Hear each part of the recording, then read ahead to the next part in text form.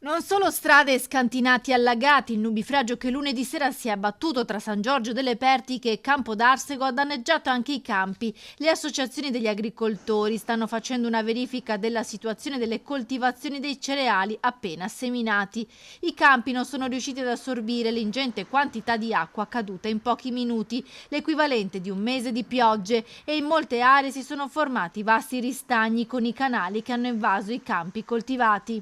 Le forti piogge degli ultimi giorni e gli effetti che hanno avuto sui nostri territori, soprattutto nel nord di Padova, dimostrano come il cambiamento climatico sia un elemento che non può essere più sottovalutato. È necessario che la politica ritrovi quelle risorse necessarie ai consorzi di bonifica per una corretta gestione del deflusso delle acque e che nel futuro si parta dal principio del consumo di suolo zero.